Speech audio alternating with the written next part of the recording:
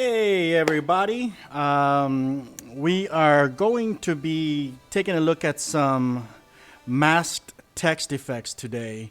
This comes from an inquiry that came in from Tanya, and she wanted me to demonstrate this, and I do have a little bit of time. I had sent her a file, but I figured it'd probably be better for me to just demonstrate it and make myself available for questions and answers as I do this, because ultimately this is a very simple effect. It's a very simple technique, and it's one of those things that everybody needs to learn how to do.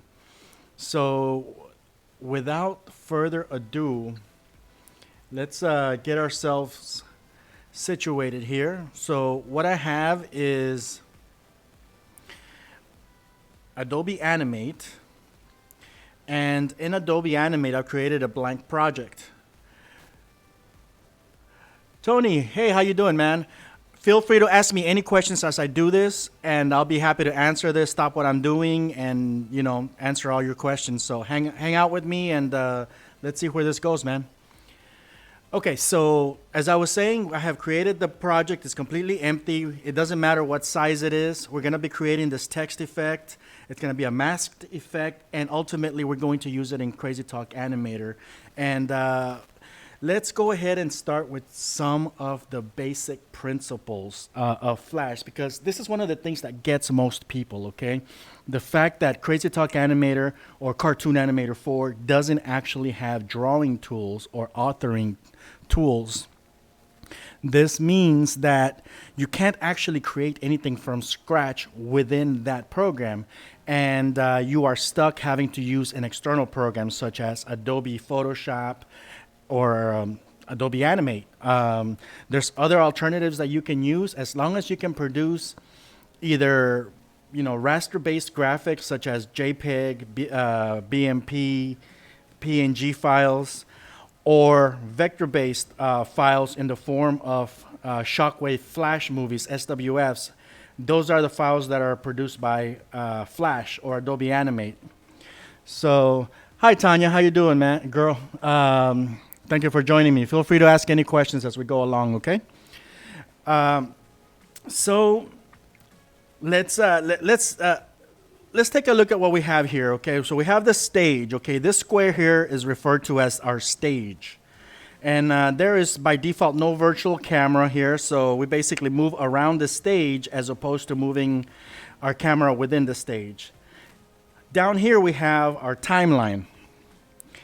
And on the left-hand side, I have my tools panel. Now, this may look a little bit different to you, but ultimately, you can pretty much move all the panels the way you like. The other very important panel that you're going to be working with is the properties panel. So these four panels, the stage, the tools, the timeline, and the properties panel, are pretty much everything you need to get going. So I'm not going to go step by step over all the different tools that we have available, at least not in this video. But let's start with a basic rectangle here. We're going to use the rectangle tool to draw a rectangle. And right now I drew something like kind of a grayish outline with the white. And that's because of the colors I have chosen.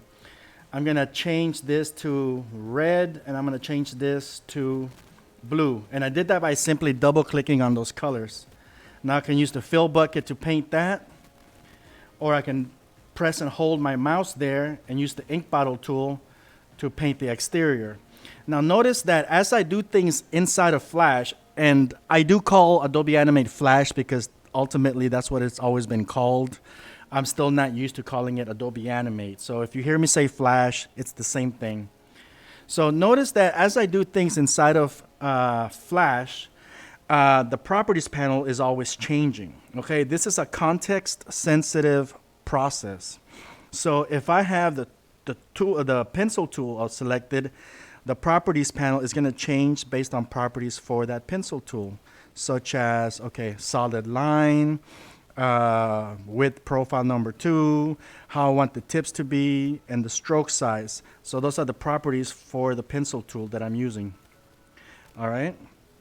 And that applies to pretty much everything. So if I don't have anything selected, it defaults to my document properties. Once I have this rectangle, I'm gonna double click on it. It'll be selected. You can see that the fill is blue. I can change it to whatever color I want. I can change the stroke color to whatever I want. I can change the stroke size to whatever I want. And basically, that's all there is to it. This is the properties panel, and it keeps track of all the properties of the active item within your stage. Okay, so this is the stage. That's the timeline, tools panel, and properties panel. Now, the way you work with the timeline for authoring purposes, it's basically kind of the same thing that you do in Photoshop where you have multiple layers, okay? So we're not going to worry too much about the animation side right now. We're just going to focus on layers themselves. So on layer 1, I have this rectangle. I'm going to create a second layer by clicking on this new layer icon. See how it's empty? This creates a cell with a little blank little circle in there. This means that there's nothing in that layer. So if I draw something like a circle,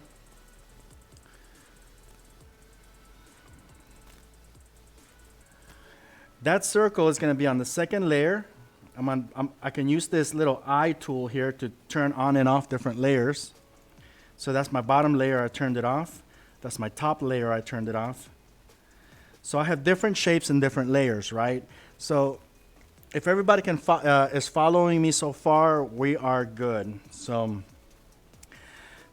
that's basically how you work with the timeline for drawing purposes. So you can create as many layers as you want and put as many different objects as you want within these layers.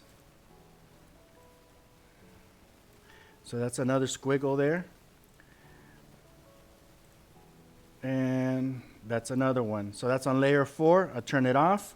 Layer 3 turned off, layer 1 turned off, layer 2 turned off. So it's different graphics within different layers. Now by default, a graphic is in Flash is generally referred to as a shape. So, and it makes sense, right? So this is a shape, and that's a shape. Now, Flash does also make a distinction between outlines and shapes. So if I draw with my pencil tool, that's usually referred to as a line. But I can convert that line, modify shape, convert lines to fills, and this fill is now known as a shape again. Kind of weird, that's just terminology stuff, and I'll kind of hammer it in a little bit more as I go along. But basically, I just want you guys to get a feel for how things are laid out in multiple layers and the distinction between outlines and fills and shapes. And now the other important thing, let's talk about symbols. Symbols are reusable items. I just selected everything, by the way, just deleted it. Notice as I deleted everything within these layers got removed. So I am going to take this, I'm going to draw another rectangle there, and this ended up on layer 4. I can move around my layers by dragging and dropping them into whatever level I want. All right, so I'm going to put it at the bottommost layer, and I'm going to rename it. I'm going to call it rectangle. So by double clicking on the name, I'm able to change the name of the layer based on what I have. So here I'm going to draw a circle. Oops. If you press and hold the shift key while you're drawing, you can draw perfect circles. So there's that. And I'm going to remove the top 2 layers, but this one I'm going to double click and rename it. All right, so I'm not going to get into the symbols just yet. There's a couple more things I want to show you. The next thing, and this one's a little bit more of an advanced technique, but it's the one that we're going to be working with the most in this tutorial, and this is called masking. When you right-click on a layer, the item that's contained within that layer is used as a mask, and the layer that's immediately below that layer is the masked object. So if we right click here and select mask, notice what happened. Everything outside of that circle shape is hidden. So that is a mask. We have masked out that rectangle within that circular shape. So is everybody following so far? Okay, let's try another one. So let's suppose I have, let's do something a little bit more practical. I'm going to hide these. Let's do something a little bit more practical. I'm going to draw sort of some bricks.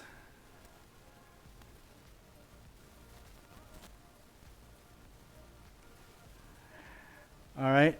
And the cool thing here is that I don't necessarily have to replicate everything I need to do every time, right? I can simply copy and paste a lot of this stuff. I'm going to take this shape and I'm going to convert it into a symbol. That way I can replicate this without having to create too much work for myself. So I'm going to go to Modify, Convert to Symbol. I'm going to call it bricks. Okay?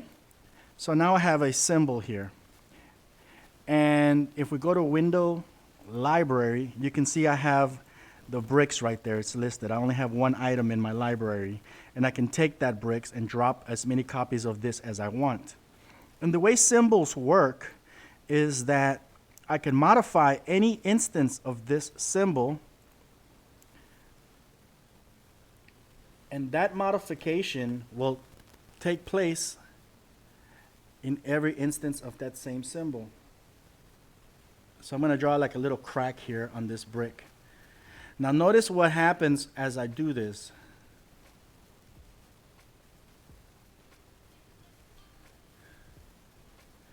Every change that I've made to this graphic, which is inside of a symbol, has, if I double click out here anywhere outside, I can go back out, has taken place in all these instances. That's because these are not individual objects. This is the same symbol, and what we're looking at are instances of the same symbol. All right, so what I'm going to do with this symbol is I'm going to hold down the Control key, and I'm going to drag. Actually, I'm going to do the Alt key. This is going to create copies, and I'm just going to replicate this.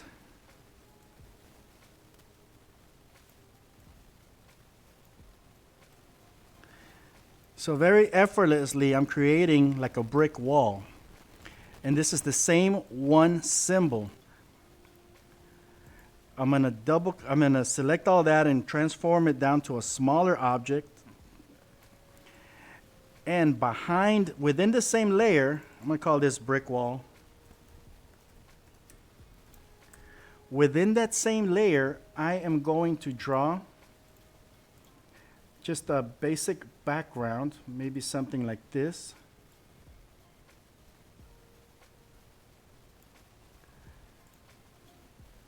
But without that outline.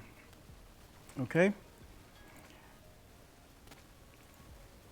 And let's put a few more of these bricks.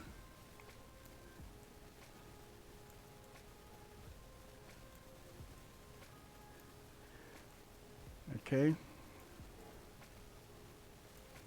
So there's our brick wall. Now, even though this is already a symbol, I can take everything I've selected and turn all of that into a symbol. So let's do that. Modify, convert to symbol. I'm going to call this one brick wall. So here on my library, you can see I got bricks, which is just the basic bricks. And I got my brick wall, which is a background with a bunch of instances of that little bricks symbol inside of it. So we have a couple levels of nested bricks here. So let's adjust the size a little bit. And we're going to use this as our background. Now, symbols have the added benefit of also having properties. So let's switch back to our properties panel. I'm going to select this symbol, And I'm going to turn the brightness a little bit down, okay? So I can adjust the brightness of this symbol. Maybe something like this, okay? So it's still the same symbol. I haven't changed it graphically. I'm just adjusting the brightness. Now, I'm going to move this to the bottom here. And above this brick wall, I'm going to draw a basic circle. Hold down the Shift key and draw from the center out. Oh, I'm going to do the Alt key at the same time. So Shift and Alt as I drag will draw a perfect circle. I'm going to remove this outline. I don't need it. It's just going to mess me up. So notice. Absolutely. So I am actually showing you how to do that text effect right now. But I'm doing it in a way where I'm showing you the absolute fundamentals before I get to it. So if you can wrap your head around what I'm doing right now, the text is going to be the easiest thing in the world. So if you have any questions about this particular process right now, let me know, because this is exactly what we're going to be doing with the text. So here I have the circle. I'm going to right-click that layer. Right-click and select Mask. So notice how that wall became masked. So this is a cool little effect that you can do for things like a spotlight effect. And so now let's try to recreate the spotlight effect in an even more practical way. So I'm going to delete all these layers. And we're going to start from scratch, sort of. We're going to go to our library. We're going to bring that brick wall.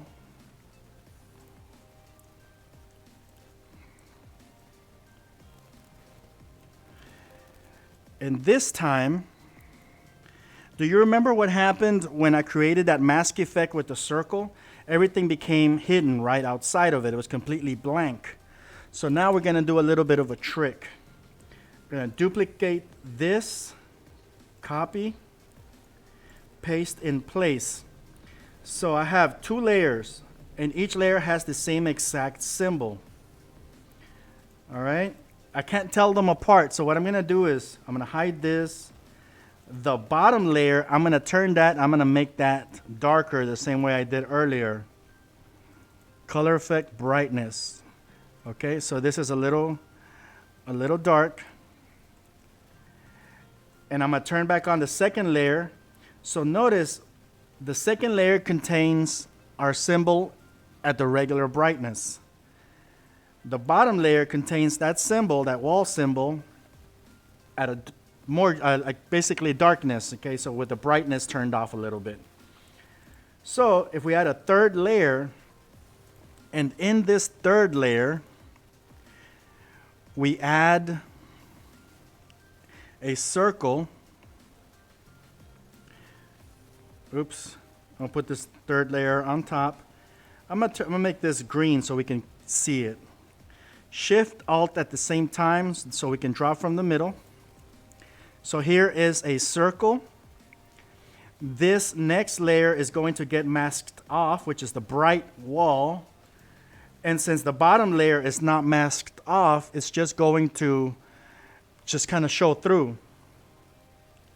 All right, Tony, it was nice having you around, man. Be sure to post any questions you have in the comments, and I'll do follow-ups if needed. So what we do with the top layer, we're going to right-click and select Mask, and check out what happens. It looks like a spotlight being shown on top of this wall. So this is an effect that you can do, obviously for a spotlight, but there's a million things that you can do with this. If I wanted to animate this effect, I'm going to make this 100 frames long. I'm going to go here, select everything at 100, press the F5 function key, and that is going to extend my timeline, my actual animated portion, by 100 frames. So if you can see there, okay, so that's my animation so far. I'm going to take this mask layer, and I'm going to Well, I'm going to take this and I'm going to convert that into a symbol. Select it, modify, convert to symbol. I'm going to call it spot. I'm going to move this to the left a little bit.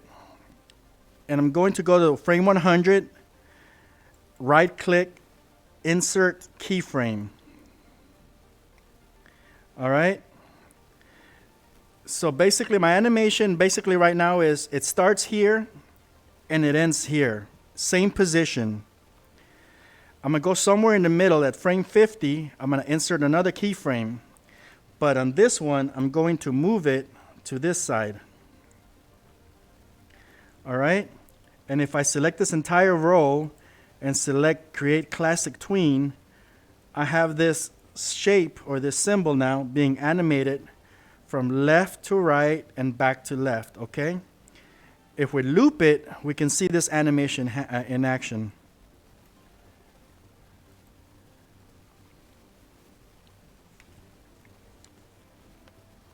Okay, so that's all it is. So now we are going to convert this layer into a mask.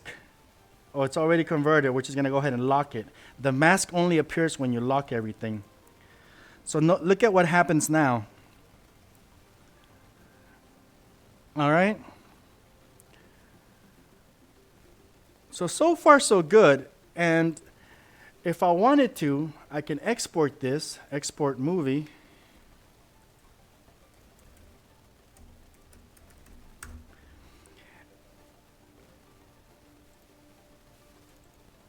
And this movie, I can bring it into CrazyTalk Animator as a prop.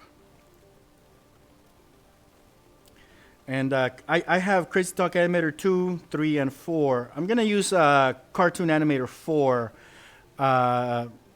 Hopefully there's no bugs for this particular thing. I know that this is the one that almost everybody is switching to these days. So that's the one we're going to use. So while that's launching,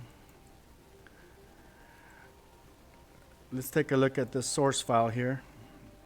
All right, so it looks like it finished, actually. Let's go back. So all we have to do is take this SWF movie and drop it in here. Let's see what happens.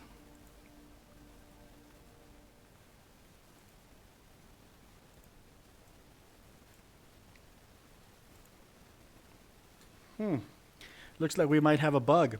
I was trying to be conventional, but it looks like CrazyTalk Animator 4 is not quite working the way we planned. Let's see if this will work with CrazyTalk Animator 3. Tweens is a synthetic in-between. It's basically, okay, so if we go back to Flash, new, which is going to make a basic project. So basically, this is my layer 1, and this is frame 1. This is a cell at layer 1, frame 1. And I have a circle here. The circle is converted into a symbol. And once it's a symbol, I can tween it any way I want. So I can take this thing, if I wanted to animate from this corner to this corner, I have to go to maybe a frame 80 or whatever, insert keyframe. Basically, this copies whatever's at frame 1 and places it at frame 80. I could have done that at frame 100. I mean, I can extend it if I want. But if I select, if I click anywhere between these two keyframes, between here and here, so here, I'm going to actually move this right there, right? So notice that on frame 1, this symbol is on this bottom corner. On frame 100, this symbol is up at this corner. Now, instead of manually in-betweening, I'm going to have the computer generate the in-betweens, and this is known as tweening. So right-click, create classic tween. So basically the computer at this point has pretty much made a best guess as to where this symbol would be at any given frame. So here's frame 30. It's pretty much assuming that it's right there. At frame 10, it's assuming that it's there. So basically Flash is automatically filling in the blanks. So that's called a tween. And a tween can be a position tween. As you can see here, it's being moved from this position to that position. It can be, let's see here, paste in center. It can be a color tween. Insert keyframe. So I'm going to take this and I'm going to change the color to, let's see, tint, red-ish. So on frame 1, it's green. On frame 100, it's red. Right-click, create classic tween, and notice that the color is being tweened from green to red. Let's look at both of those at the same time. You can do alpha tweens, so I can change it to make it disappear. So from visible to invisible. You can do all sorts of tweening, okay? And there's also shape tweening. Shape tweening is basically without symbols. So shape tweening, I take a rectangle on frame 1, and on frame 100, I'm going to put an empty keyframe, and I'm going to put a red circle. So I have a green rectangle at this position, and I have a red circle over here. Actually, I'm going to make it more drastic. I'm going to move it that way. So I'm going to right-click and select Shape Tween. So again, Flash is automatically making the guess for me as to what each frame should be in between. So that's a Shape Tween. All right, so looks like CrazyTalk Animator 3 launched. Let's see if the mask effect works inside of CrazyTalk Animator 3. All right, so there's something else going on which is not good. So let's take a look at what we can do to fix that. So it's not a bug. This is obviously an unsupported feature inside of CrazyTalk. Most likely, it doesn't like the tween itself. So we're going to do, let's see if we can convert to frame-by-frame animation. That way it's no longer being tweened, but it's a literal frame-by-frame animation. And now let's re-export that and see if that helps it, because most likely it's the tweening that it did not like. It is a bit of a dynamic effect. So let's see. Most likely that's all it is. So we're back at Cartoon Animator 4. We're going to drop it in here. All right, so that's still not it. Okay, let's try to figure this out because we won't be able to move forward if we don't figure it out.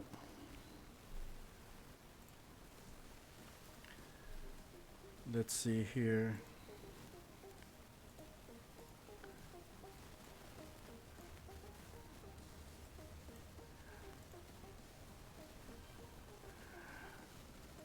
Save as. I'm going to call it spot.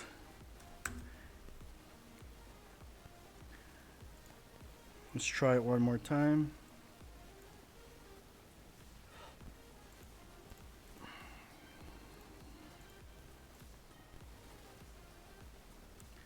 Now this is very interesting because I have worked with masks quite a bit.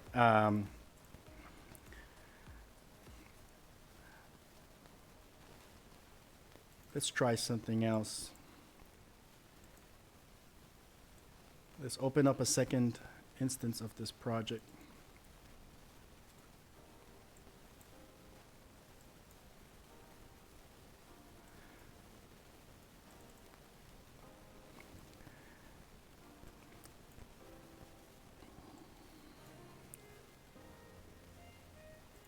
So what I'm going to do is, just for testing purposes, I'm going to remove all of these frames and just leave that single frame there. So I have a symbol there,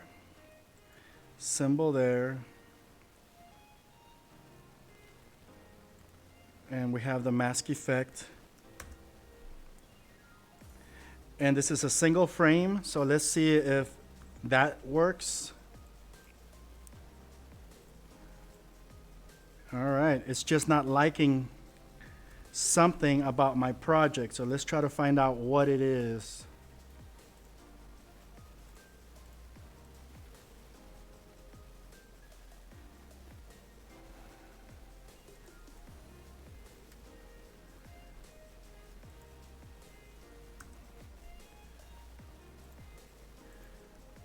Maybe it doesn't like symbols inside of the mask.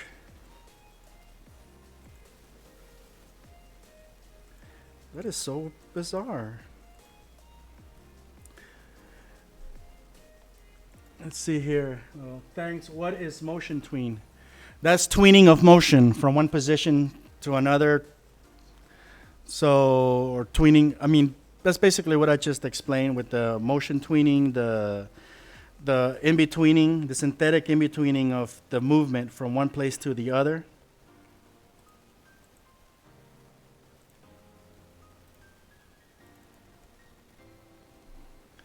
All right. Modify shape, optimize. Maybe it just doesn't like the shape. Sometimes it just doesn't like certain shapes. So I just did an optimization on that.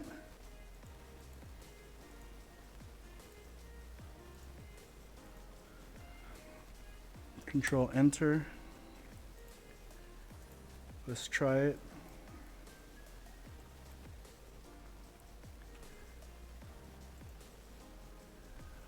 That is so bizarre.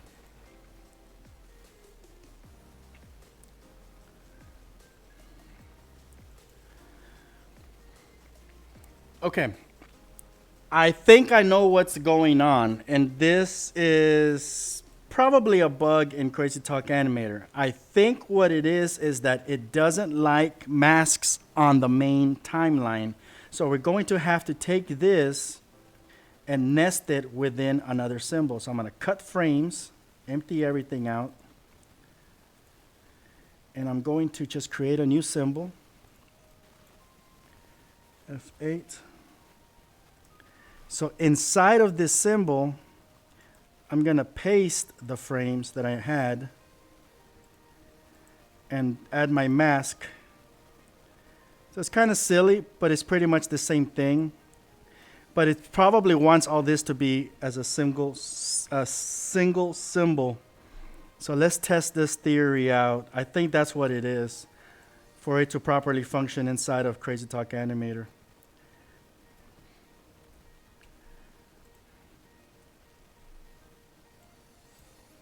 Let's see. And I'm still not getting anything. Control Enter. Here it is.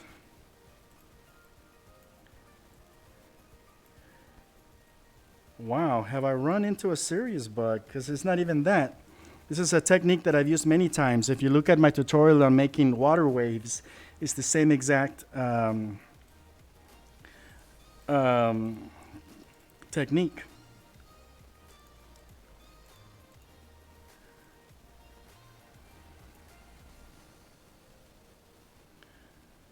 So let's see here. File, publish. Oops, file, publish setting. Let me try publishing to an older version of Flash. I'm going to do Flash Player 3.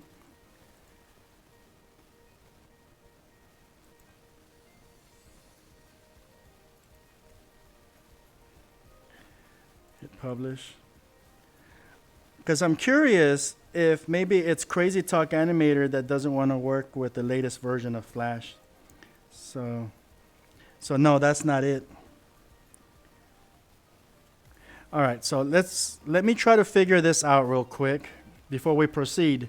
Because for the text effect, it's exactly the same process. So I have this shape.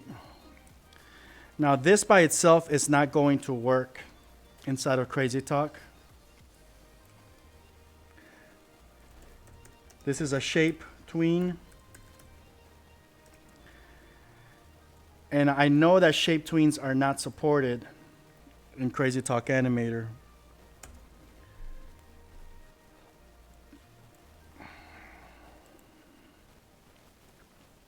So notice how the color is being tweened, but not the shape. So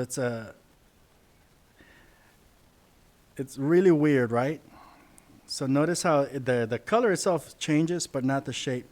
So in order for this particular animation to work, I do have to convert it into individual frames. Convert to frame by frame animation. Let's do every other frame.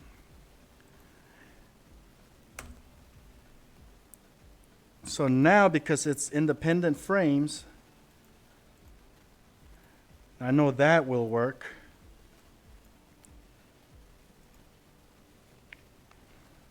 So that's inside of Cartoon Animator 4. Okay, so we have that. We'll add an object underneath.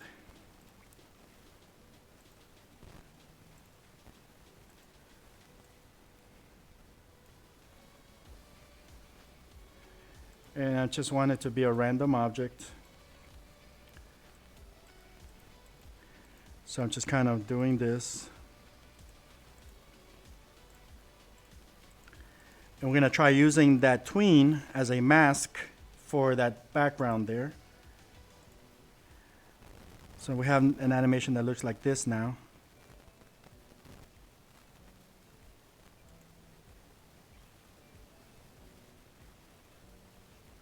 All right, so let's see here. Let's export, Control Enter will automatically republish everything. That's going to make it so that this is updated. We're going to drop it into CrazyTalk Animator or Cartoon Animator 4. And the mask is working. So I honestly have no idea why in that other one the mask is not working. Let's try something. Let's break apart this background. Maybe it just doesn't like the symbols in the background.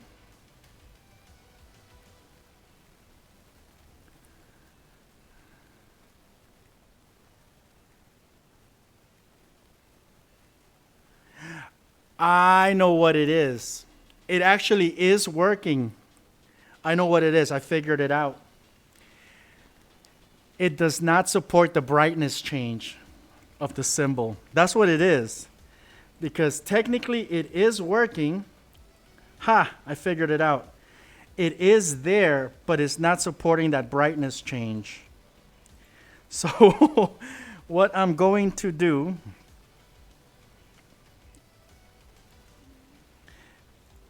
is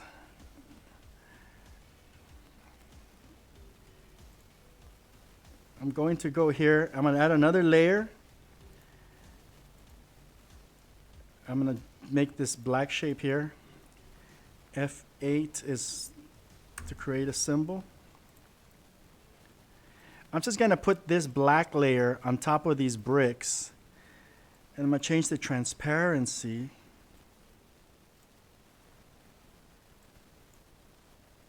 So that it's dark that way. That way we're not doing a symbol brightness. I'm just basically changing the transparency of a layer above the bottom one. So we have something that looks like that. Not much of a difference, right?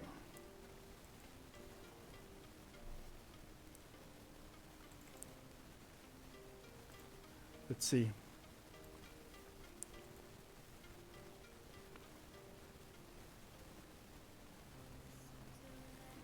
Boom, boom, boom, boom. There it is. So when we look at it, it's working. So it was working the whole time. The only problem was that this is the same color as that, so you don't see that spotlight moving. That's all it was. It really was working all the time, which is because it's the same colors, we weren't noticing it. Woo! There we go. Glad we figured that out. Let's move on. So now, we have the same technique, okay? The same exact technique. I'm going to close all these.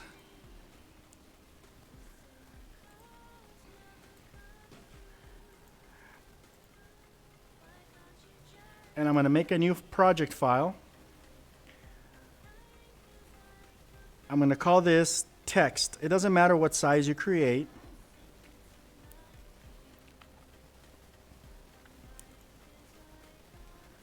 I'm going to use this green color here. Text test. All right. And in the layer below, I'm going to make this 100 frames long. So on the bottom, I'm going to make an animated a wave, basically. Insert keyframe.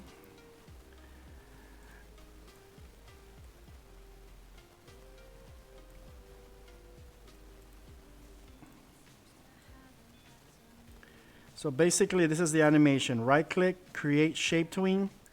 So on the bottom layer, I have this sort of like this weird wave looking thing happening. Let me get rid of this outline.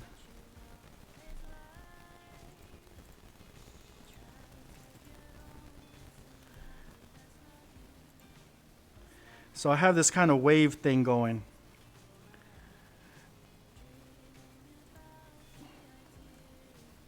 Let's make it more obvious.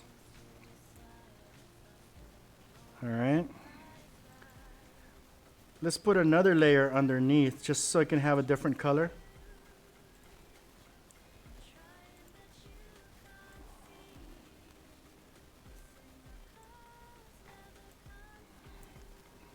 All right.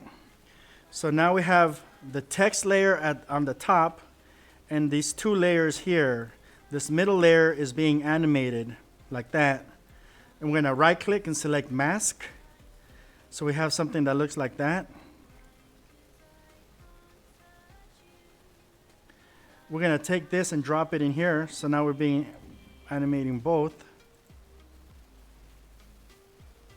Got kind of a weird effect thing going on. If we lock everything, we should be able to see the full effect.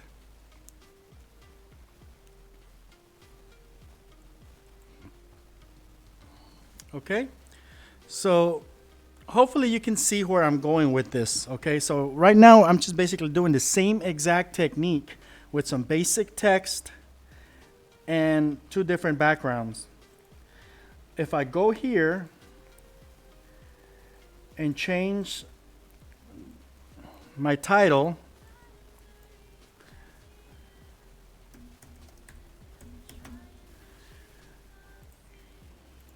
so I end up with something that looks like that. Now, most likely this is not going to work inside of CrazyTalk Animator because as far as I remember, basic text does not work.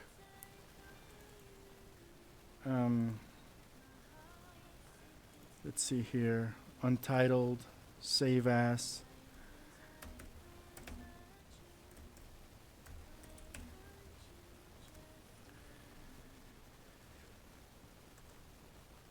So let's verify that it doesn't work.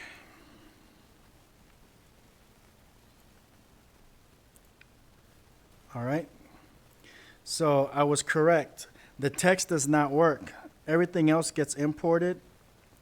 The shape tween does not work either. Okay, so if we wanted that to work, we have to convert that into a frame-by-frame sequence. But that's not what this tutorial is about. So how do we make it work? Actually, yeah, let's make this into a frame-by-frame sequence because I do want it to be animated. So right-click the whole thing, convert to frame-by-frame animation, And at the top layer where the text is, I'm going to modify, break apart. And notice that you can also do this with Control B. So break apart. Okay, so this, by doing it one time, it broke apart the word into individual letters. Now this is still not going to work inside of CrazyTalk Animator.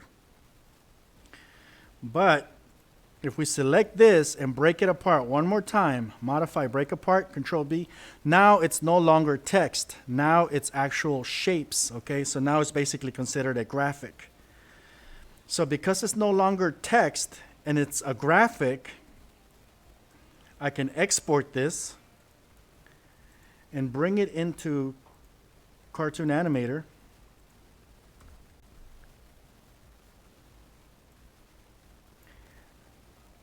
And we have that.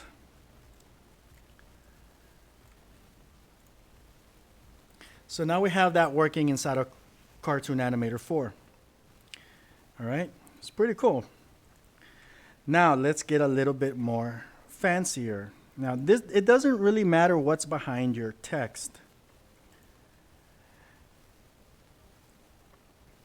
Let's see here. So what we're going to do is we have this page where I have different skies. I'm going to take this copy image and I'm going to create a new project, okay? That way you can see me do all this stuff from scratch, from the beginning, every single time. And on the bottom layer, I'm going to call this background. It doesn't matter what you call it. It's just for you. It's just for your own purpose. Paste in center.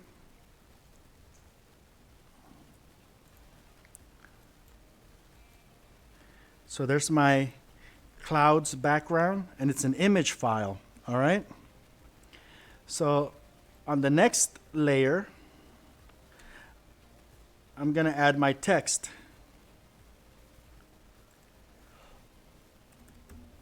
Clouds.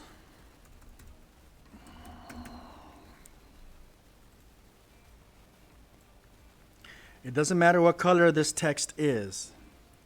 I'm going to break it apart. Okay? Modify, break apart. That's one time. Modify, break apart. That's two times. And now it's no longer text. Now it is a graphic. But now we can right click and select mask, and we have something that looks like this. Okay? So let's see here. Save as clouds.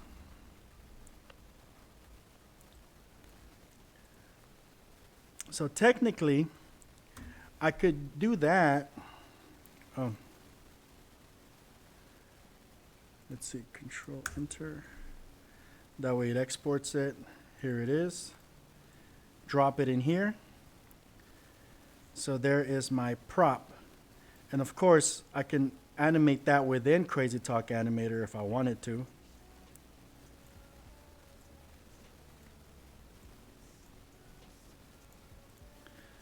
Okay. So that gives me a basic cloud text. All right. Now, if we want to get a little bit more advanced, let's say I want to animate these clouds.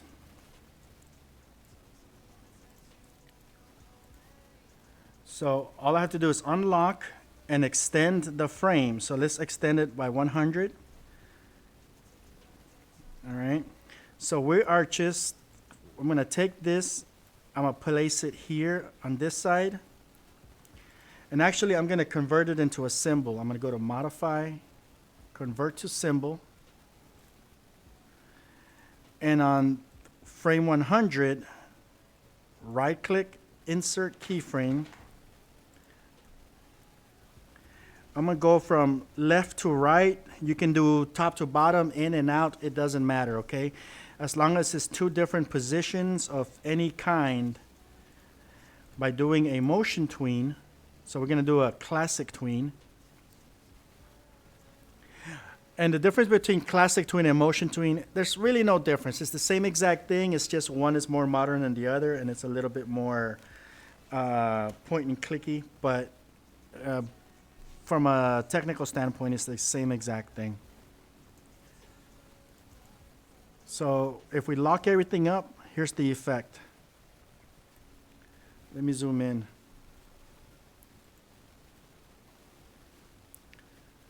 Okay, so we have that effect right there. So I can stop right there if I wanted to. I'm going to Control Enter, and I'm just going to export this as a prop into CrazyTalk Animator.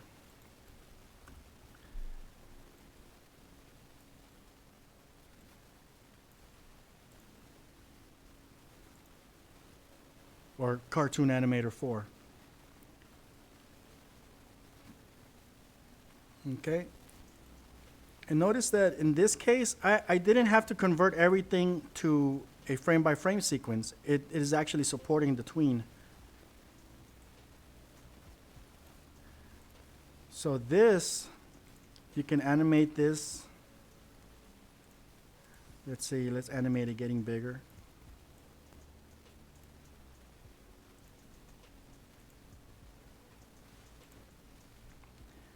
So it's coming towards us. Might be a little slow, but it is working.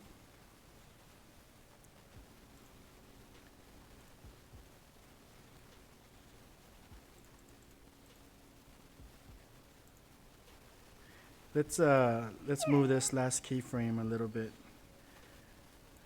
closer so it's a little bit more obvious that we're animating it.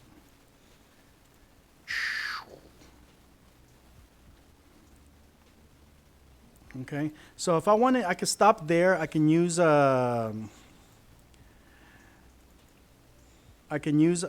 things from like assets from CrazyTalk itself.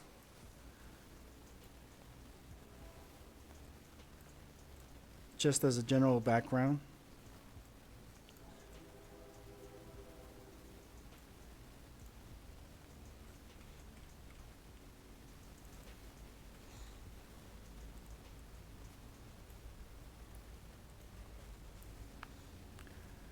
Okay.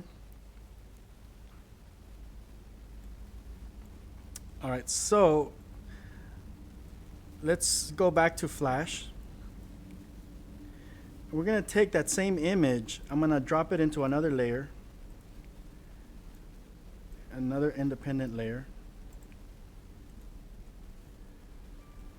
Okay, and since it's a different size, you can still kind of make out that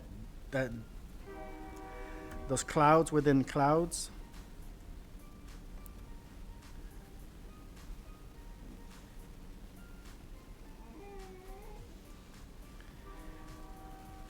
F8. Let's do a brightness switch. I think we had a little bit of issues earlier with that, but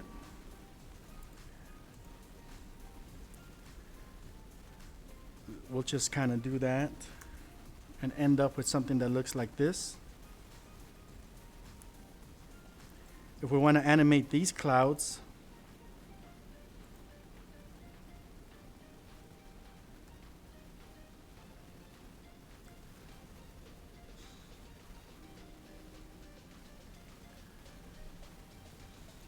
can do that a little bit more subtle.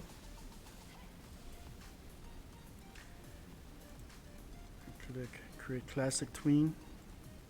So we have something that looks like this. A little bit of a slow movement on the background, fast movement in the front. Control Enter will publish.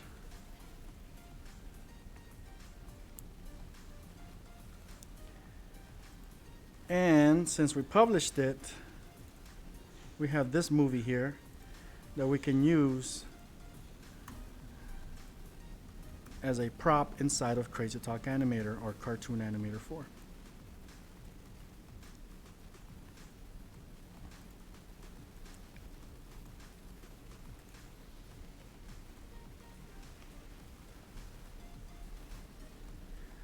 All right. Any questions so far?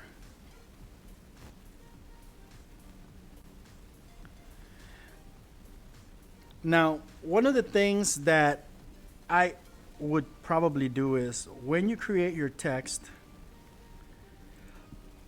let's see here. Maybe it doesn't have to be perfect. You can come back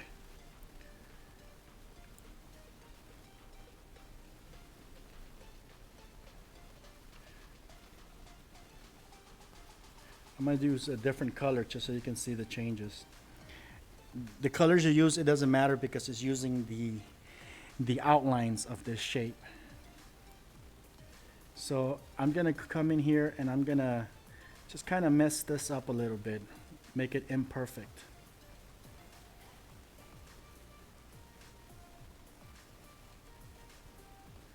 That way it's a little bit more cloud-like, okay? So we're gonna make imperfect edges around this text.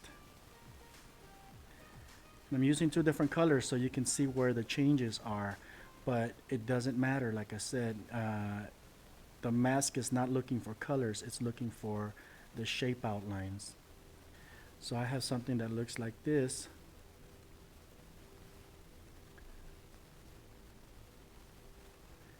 And when I turn on the mask, I end up with something that looks like that. Control Enter.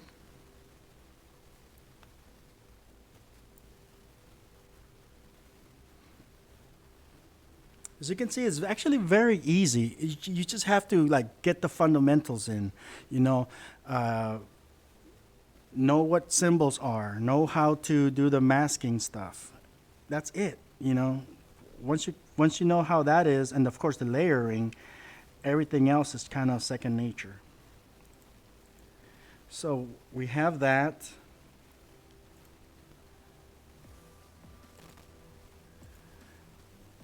And we're going to import it as a prop inside of Cartoon Animator 4.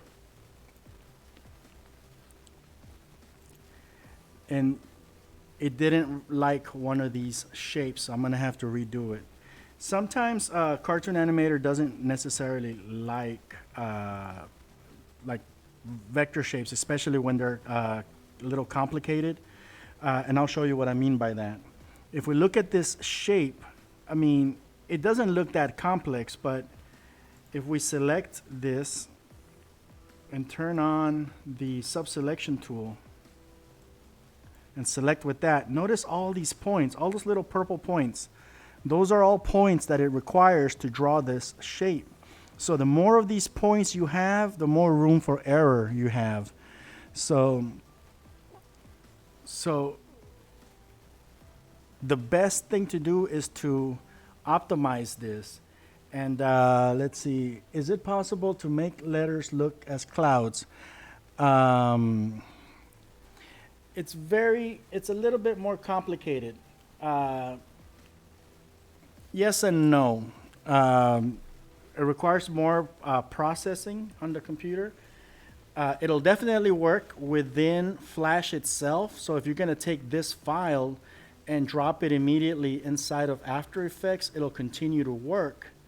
But the filters feature is not something that is going to work inside of Cartoon Animator 4. They don't support the filters for Flash. So, we kind of can cheat a little bit by doing these shape changes here and make it look a little bit more like clouds. But if we want it to be smoother, there's going to be some workarounds involved. So here is what my thing looks like right now. I'm going to go to Modify, Shape, Optimize. I'm just going to optimize by 100. Notice the reduction in points. 37% reduction. It went from 944 curves to 592. So that was a significant reduction. And visually, there's hardly any difference. So it looks a little bit like that. Control Enter, we'll republish. And we're going to try to import that. Now that we optimized it a little bit, this S should be a little bit better. If Cartoon Animator does not render your vector shapes properly, it's probably because you have too many curves in your drawing. So right now we have something that looks like this.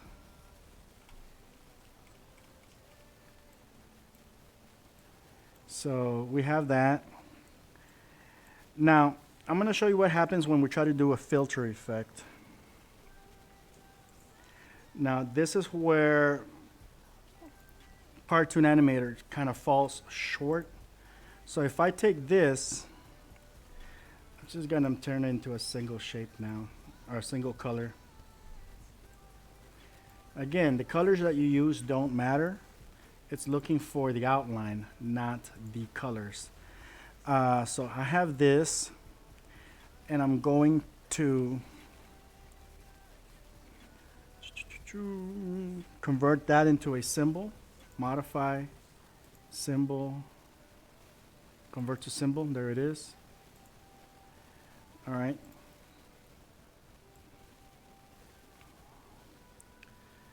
So because it's a symbol, it has additional properties, and one of those is the filters, and that's right here on the properties panel. Filters. Let's try a glow effect, maybe with the color white. Maybe make it big. So that gives me a little bit of a fuzzy kind of edge to it. But notice that when I convert that into a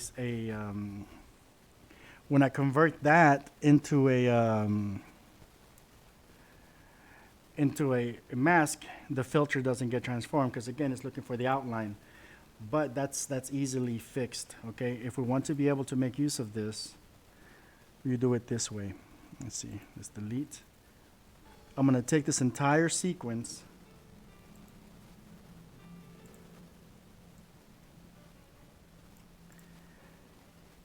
copy frames,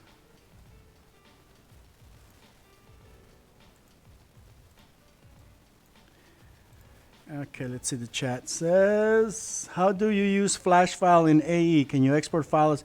You don't have to export it as anything special. After Effects is made by Adobe, and the products are interchangeable. So you can take your SWF file and drop it in there. It'll be treated like a video file. So it'll just work. So there's nothing special that you have to export as. Just export as Flash and you'll be fine. The same way that we export it right now for using CrazyTalk Animator. Just drop that file into After Effects and it'll work. So let's see here. Modify, convert to symbol, go in here, paste frames. I'll take this and convert that into a mask.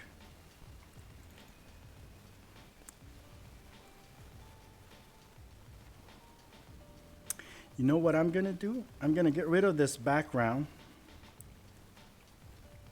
And I'm just going to leave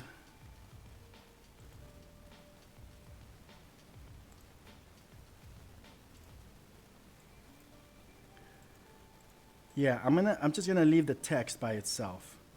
All right, so I have an independent symbol.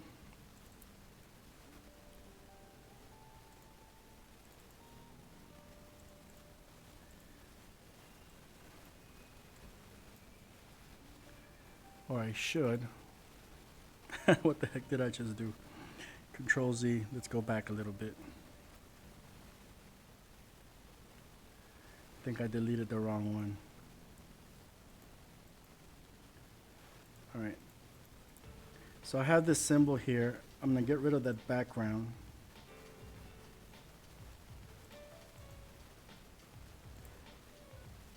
Cut.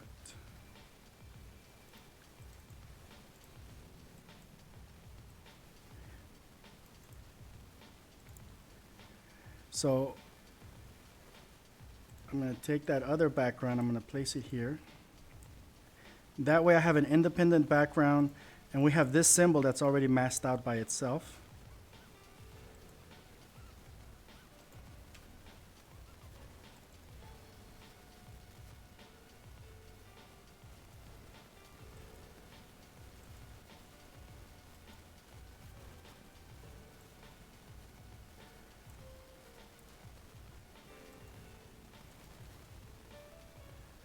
Okay, just kind of double checking this stuff.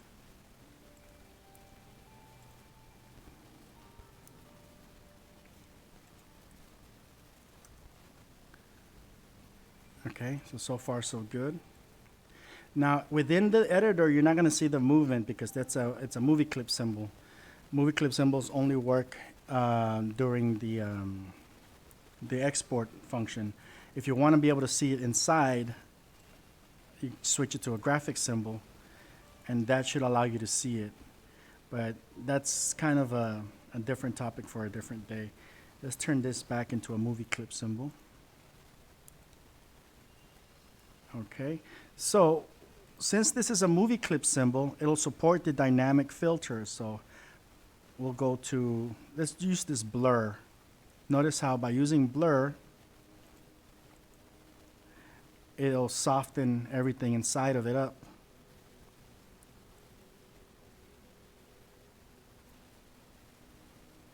So that will probably get you a little bit closer for it to look like clouds.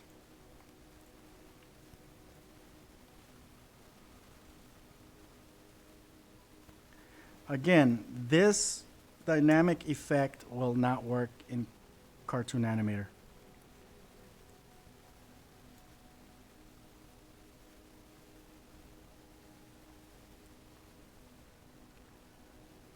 But it'll work inside of After Effects. So if you're doing it in if you're compositing it inside of After Effects, yeah, you can expect for it to work.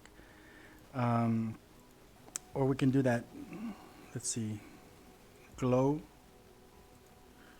put a white kind of halo around it.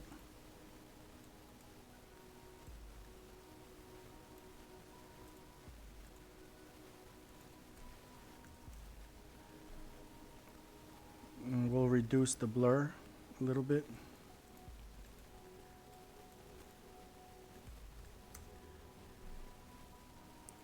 And let's see what that looks like.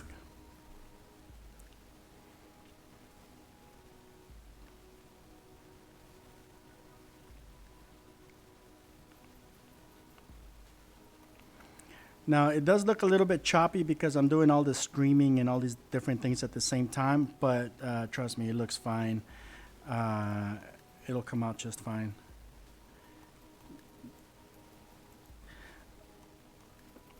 Now there is one way for you to be able to use this inside of Cartoon Animator, okay? So you don't have to publish everything as a Flash file.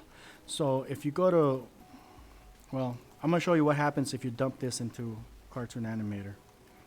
So this is the file right now. Okay?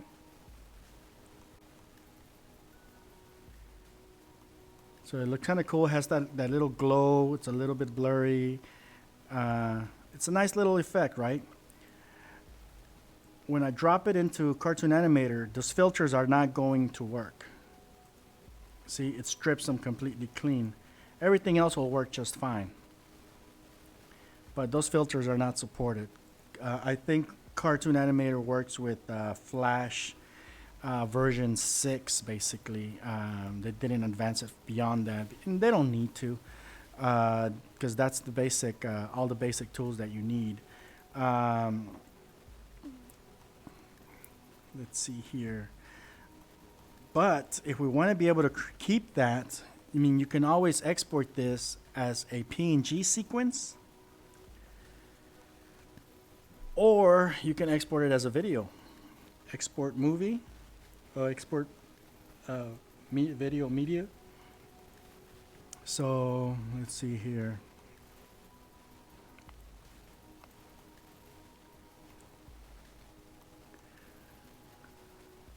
So a movie file such as an MPEG-4 will work inside of Cartoon Animator. But honestly, if you're going to go through all that, I would probably just avoid it.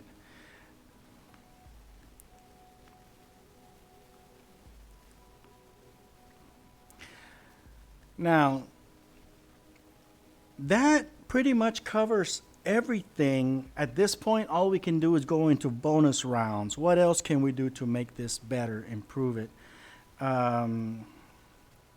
I don't know where my movie went. I was trying to export that, but I think I either canceled it or something happened where I don't want to go through with it. I mean, I think you guys know already that Cartoon Animator will support the importing of movie-based props, so I don't think I have to go through all that. But if you export this as a movie, it will maintain all these filter effects because at this point it's no longer a flash file, it is a movie file. So let's see here. Let's go inside of this and let's go inside of these clouds and let's make another animation. Let's make it 20 frames long. Insert keyframe. And we're going to do a shape tween. And it's just going to kind of screw it all up.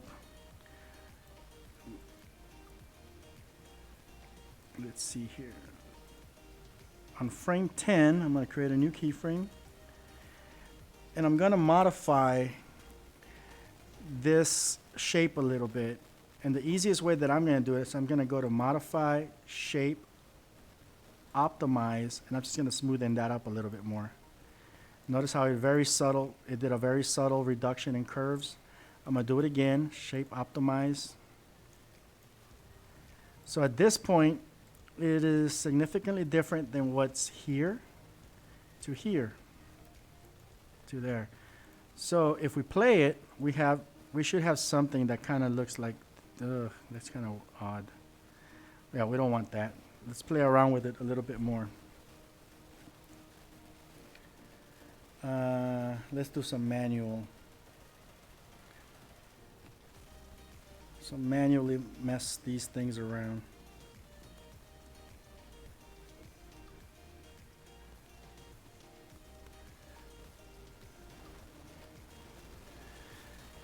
Just creating a different shape. Let's see what that looks like. It's probably gonna look all crazy. All right. The point is that it's moving, right? So once you play around, you'll kind of do your own thing here to come up with how you want to handle it. Maybe continue tweaking this a little bit so it's not so jarring. So the point is that you can see how these things are kind of wiggling around a little bit so that when we export and play, let's see here.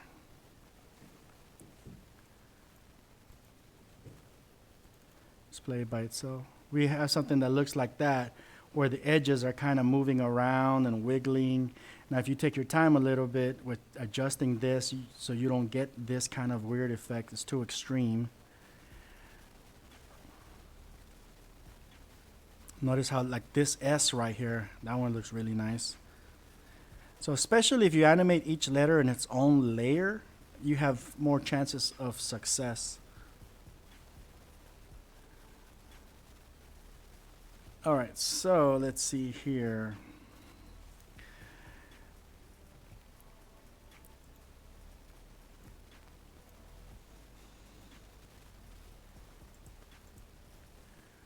Remove tween, remove tween. So that's one way of creating that animated look. Let's go back and try something else. So we have this effect, right? Control Enter.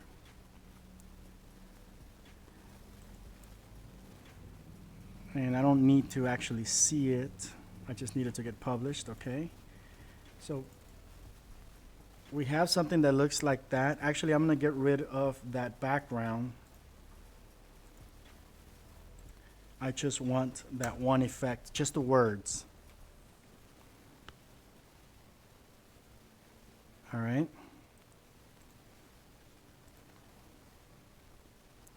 Let's close that. We're going to go to, I'm going to launch iClone while this is going on. But before I do that, I'm going to grab Cartoon Animator, and I'm going to create a pop video of this prop. Okay. So 100 frames should be more than enough.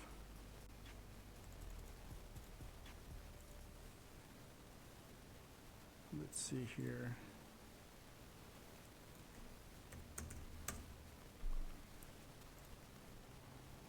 So from Cartoon Animator 4, I'm going to export a pop video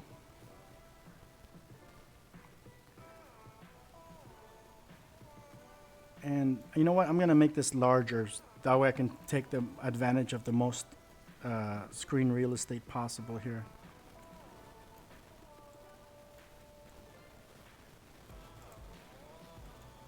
So I have an animation that looks like that. Okay, so I'm gonna export pop video, frame rate, let's leave it at 30.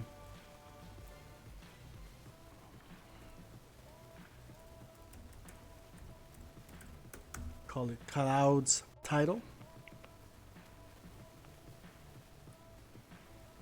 And while that is rendering, I'm gonna grab my iClone ready.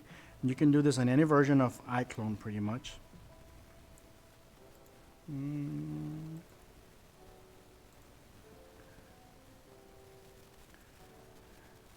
I can't remember how to turn on my little grids thing. Let's see, view, home, orbit. It doesn't really matter. I need to bring my little grids back at some point. Let's display, show camera, message panel, world access. There it is, show grid.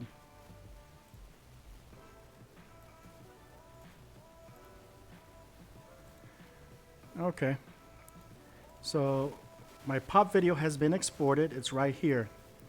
So with the right mouse button on my mouse, I'm gonna grab it and I'm gonna drop it in here. Okay, now if I do it with my right mouse button, when I let go, I get different options. All right, and for example, if I use billboard, this is an image that is always going to be pointing towards the camera no matter where I turn my project.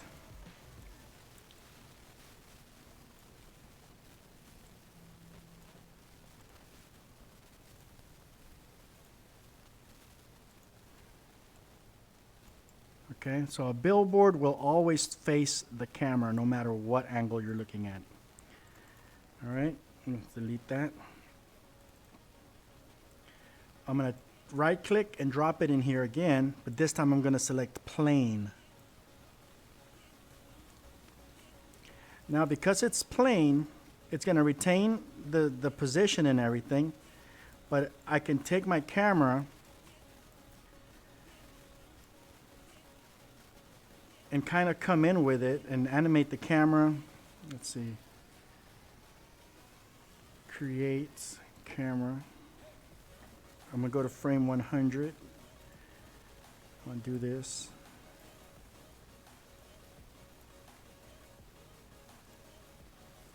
So I have an animation that looks like that. I'm just making it nice and extreme, okay, just so you can kind of see it.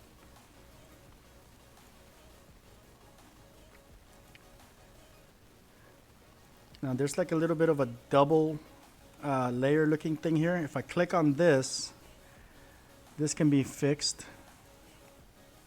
by going to the materials section. Alpha threshold, we're gonna place a check mark there. That's gonna get rid of that second one.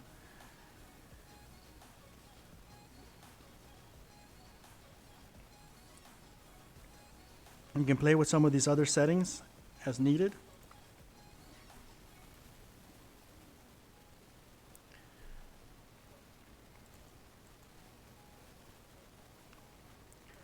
So at this point, we're kind of combining different technologies. And look at what's going on here. Because it's inside of iClone, the lighting and everything affects things. So this might actually be an alternative to After Effects if you want to be able to do like 3D effects and 3D layouts and things.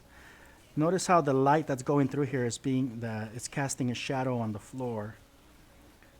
Let's see here, content. Let's see if I have any content that we can use.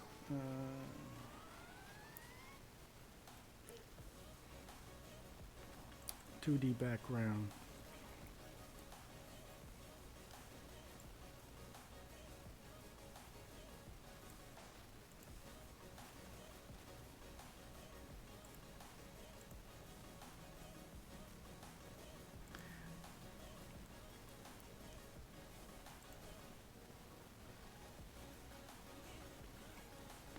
Okay, just throwing ideas at you.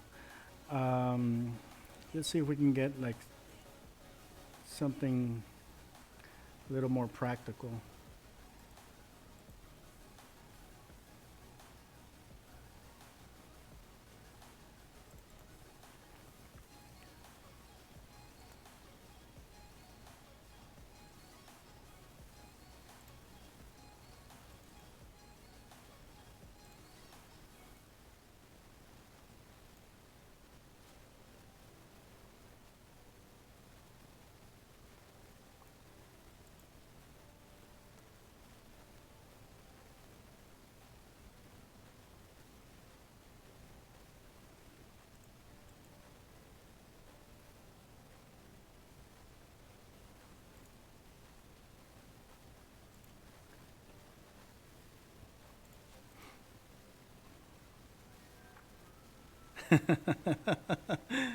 So can you show us that in iClone with characters, please?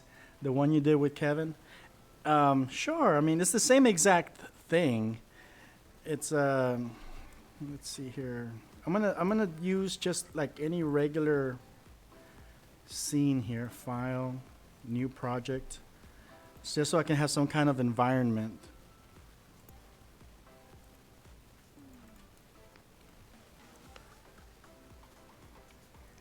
So when you are inside of Cartoon Animator,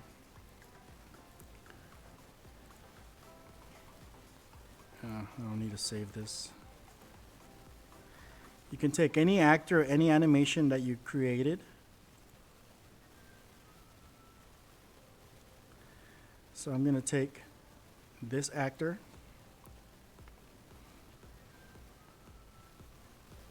And I'm going to keep it very simple, okay? You guys just kind of have to use your imagination here. So I have my character. I'm going to drop a pre-rigged animation.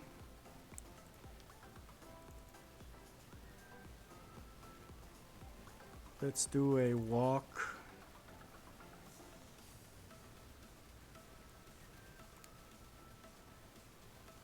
So that's kind of like a little, more like a run type of thing. So that's 57 frames long.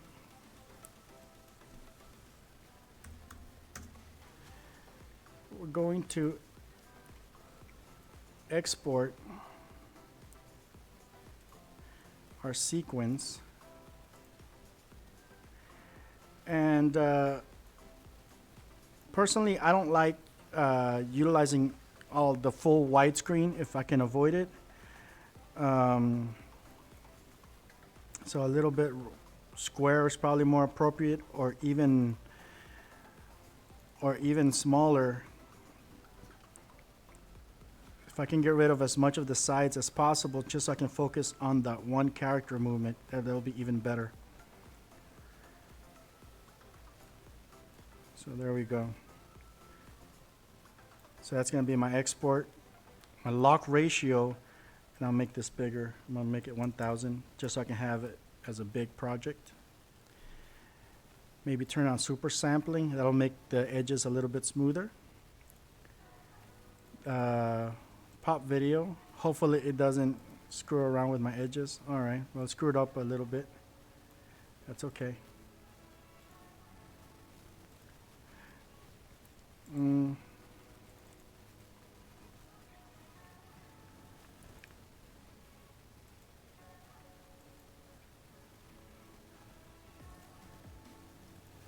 I'm going to make sure that my sequence is within the frame. That seems like it's working. So export my pop video.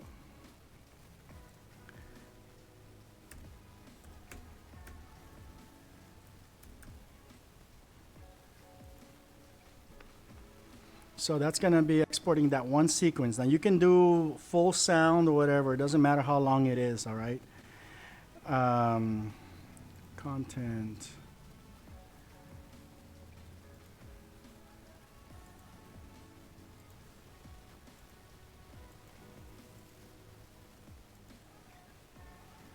So here is this one sequence. I'm going to bring in this whole scene. That way we can have some kind of background.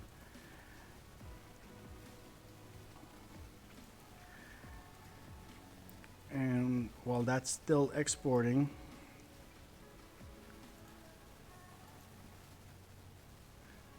I am going to look for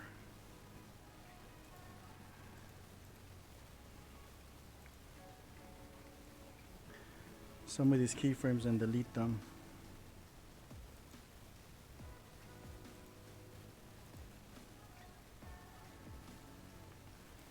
So we have an animation. I'm trying to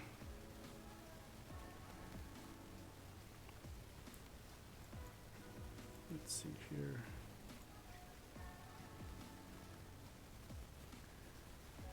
Scene. I think it's the camera that's being animated.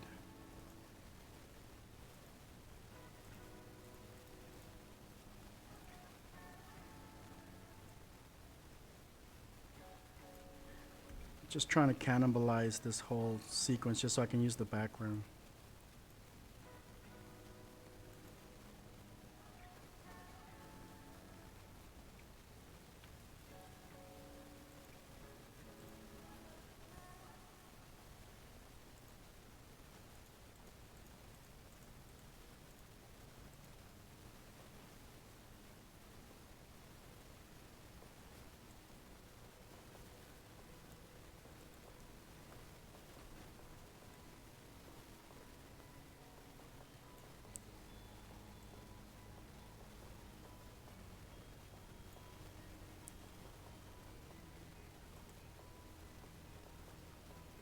So this darn camera. Here, I'm gonna create new camera. It wants to use the switcher. How do I turn that off? Does anybody know how to turn off the switcher?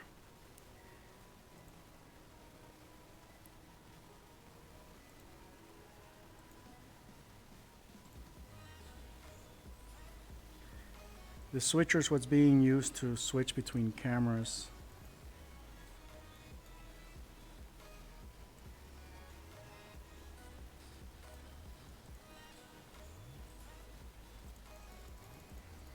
All I wanted was a background.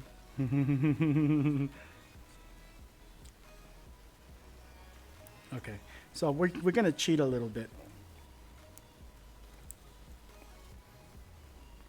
What the heck is this? Oh, that's just a picture. Oh, I can't use that anyways. That's just a static picture. Let's see here. I need an actual environment. That's where my problem was. So let's try this again. Let's see here. Camera.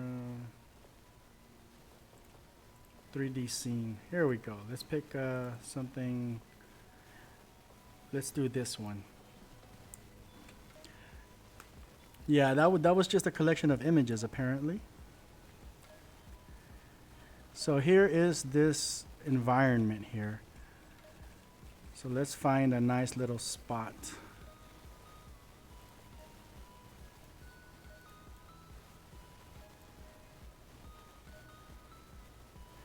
One of the things I like to do when messing around with this type of stuff is I'll take a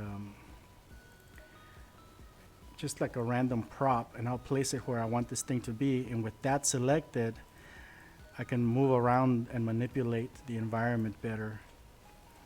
Because once you start putting a lot of objects and stuff, it makes it's really difficult to manipulate your environment.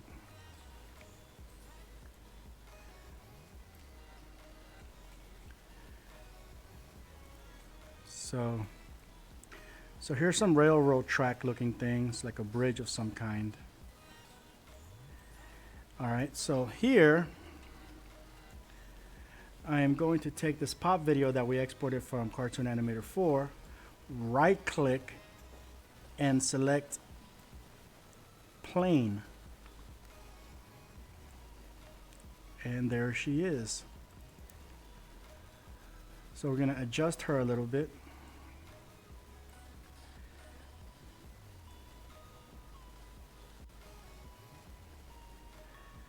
And it's a very short one. Let's see here.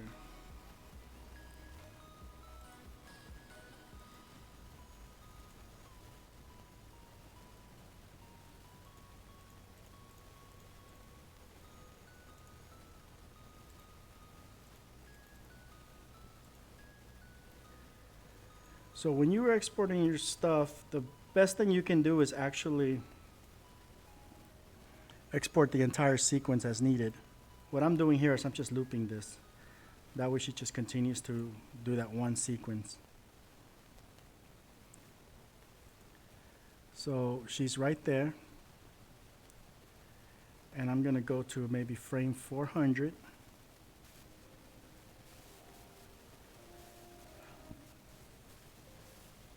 And I'm going to place her here.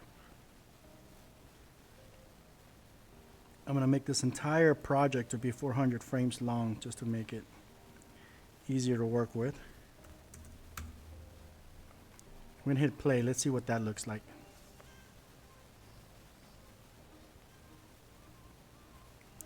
Okay.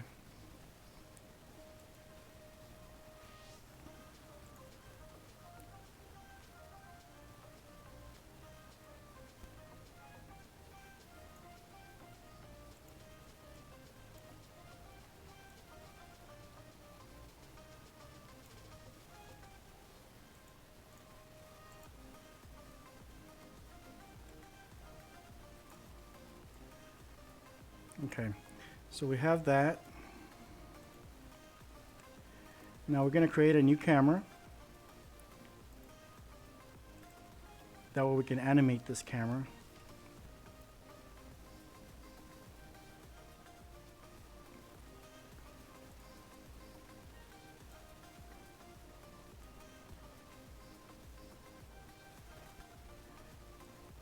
On the last frame.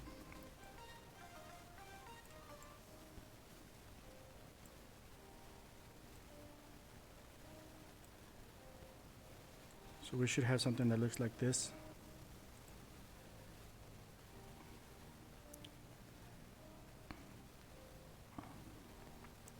All right, you having little edges and stuff. Remember, you can always select your character.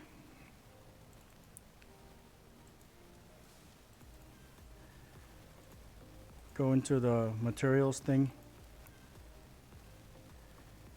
Enable alpha threshold. That should get rid of it.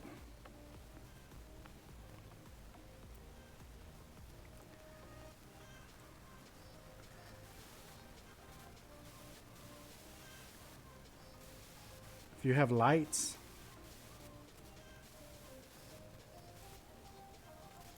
let's see.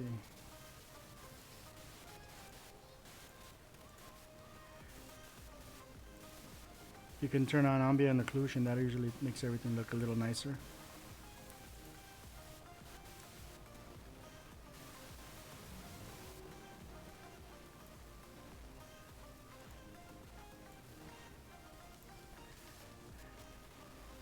Let's see if we can find a light.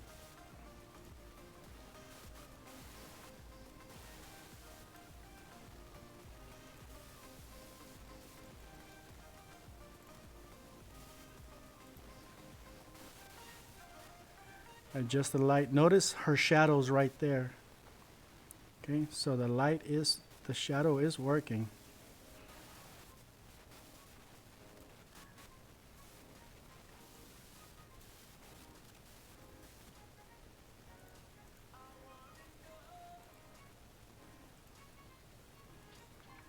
Look at the shadow back there.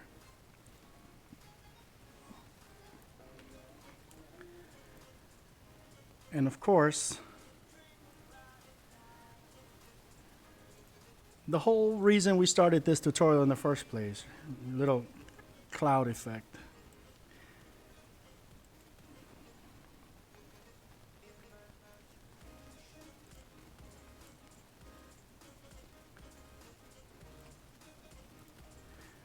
Can use that inside of iClone as well.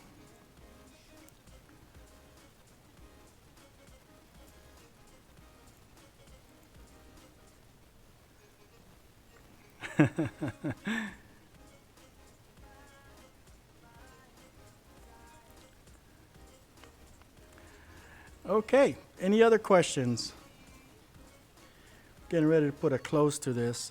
So hopefully that takes care of the tutorial. I mean, it was really basic, and at the end of the day, there was not a lot to it. It's just one of those things where you have to kind of learn the fundamentals first, and then it's second nature.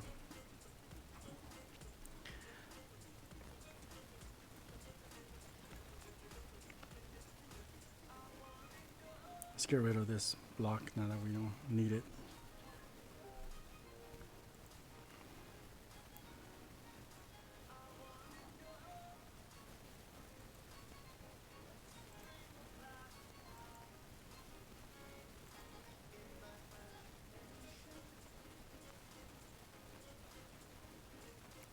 You're welcome.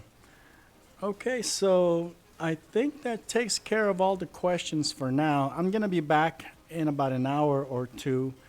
Oh, I appreciate it, Tanya. Thank you so much. I'm going to be back in about an hour or two. I'm going to continue working on my character design for the girl character that I'm working on, and probably going to do that for another 2 hours. So feel free to come in and hang out with me while I'm doing that. But that one's pretty much just going to be working on my own stuff. So until next time, if you have any questions about this particular tutorial, if you're just now watching this after it aired live, just feel free to post your questions in the comments section, and we'll talk soon.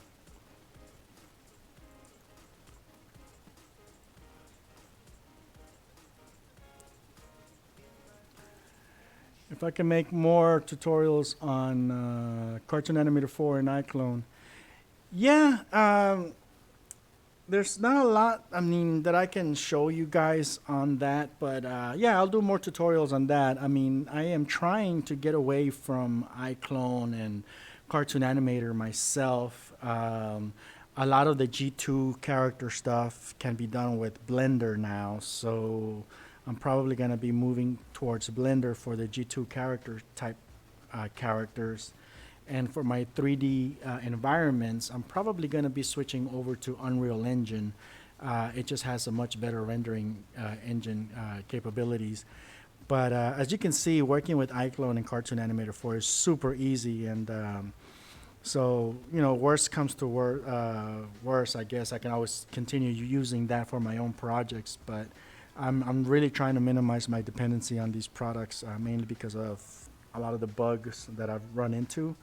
And iClone just doesn't have a large enough marketplace where I can buy environments, you know, like warehouses and things like that. I mean, the quality just kind of varies, and I'm not a 3D guy, and I really don't want to spend countless hours just modeling what I need. I would much rather buy it, and I'm finding that the video game engines such as Unity and Unreal Engine 4, they have huge communities where you can basically find almost any environment that you need, because they're making them for video games, and they're already there.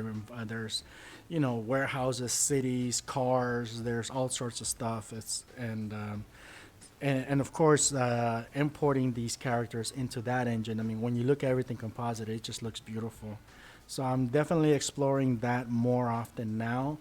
But the use of iClone is still something combined with Cartoon Animator or CrazyTalk Animator is still something that it's a lot easier to do than the Unreal stuff. But we'll see. As I learn to use that other stuff, I'll probably migrate more towards that.